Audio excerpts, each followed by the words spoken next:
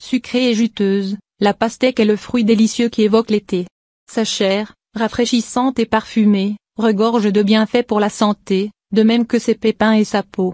Trop souvent oubliés, ces derniers sont néanmoins riches en éléments nourrissants et méritent tout aussi bien notre attention.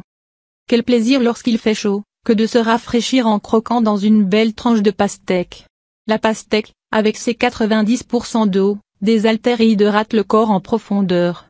D'ailleurs, dans les terres arides d'Afrique et le désert du Kalahari, la pastèque a pendant des siècles constitué une source d'eau importante pour les hommes. En outre, la pastèque est pleine de vitamines et de minéraux. Bienfaits insoupçonnés des pépins de pastèque. La pastèque est délicieuse, c'est un fait. Mais il y a souvent un bémol au moment de la déguster, ce sont ses nombreux pépins. Les pépins de la pastèque dérangent même tellement de personnes qu'il existe à présent des variétés de pastèques sans pépins. Pourtant, ces derniers sont très nutritifs et c'est certainement pour leurs bienfaits que ce fruit, dont la chair des formes sauvages est amère, a commencé à être recherché il y a de cela quelques milliers d'années. D'ailleurs, voici certains de leurs bienfaits. Ils sont très nutritifs. Si on ne compte pas les 90% d'eau qu'elle contient, les 10% qu'il reste de la chair de la pastèque renferment beaucoup de vitamines et d'oligo-éléments. Quant aux pépins, ils sont particulièrement riches en nutriments tels que les vitamines A, B et C, le magnésium, le calcium, le fer et les antioxydants. Ils sont bons pour la digestion. Si la chair de la pastèque contient beaucoup de fibres, essentielles pour une bonne santé digestive, les pépins en contiennent encore plus. Et leur peau noire a des propriétés laxatives douces. Ainsi, ils permettent de soulager les ballonnements, les gaz intestinaux, la constipation et les inflammations du système digestif. Ils favorisent la santé musculaire. La peau et les pépins de la pastèque contiennent une bonne quantité de citrulline. La citrulline, lorsque nous la consommons, est transformée par notre organisme en arginine, un acide aminé bénéfique pour soulager toutes sortes de douleurs musculaires comme les courbatures et les crampes, favoriser l'endurance et la performance lors d'un effort physique ainsi que la récupération, comme l'a montré un groupe de chercheurs de l'université de Carthagène, en Espagne. Ils détoxifient l'organisme.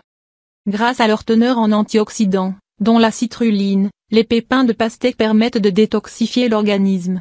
En effet, les antioxydants jouent un rôle essentiel dans la lutte contre les toxines et les radicaux libres, des molécules instables responsables du vieillissement cutané, du stress oxydatif et de nombreuses maladies. Comment les consommer? Pour ceux qui désirent profiter des vitamines des pépins et dont la présence ne dérange pas tant que ça, on peut simplement les avaler en les mâchant autant que possible pour qu'ils libèrent tous leurs nutriments.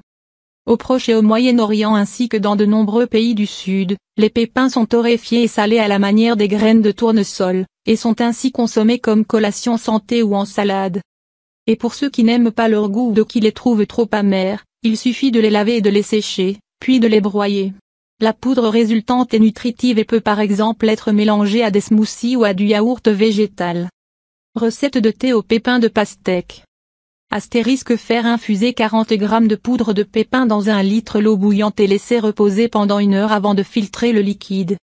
Ajouter à cela 150 g de chair de pastèque mixée et 1 cuillère à soupe de miel puis déguster votre thé aux pépins de pastèque. Recette de pépins de pastèque grillés. Idéal comme garniture pour une salade saine. Faire simplement frire les pépins au four avec un peu d'huile et assaisonner avec du sel et du poivre. Et pour garnir un délicieux dessert sucré. Faire griller les pépins avec de l'huile de noix de coco et un peu de sucre roux.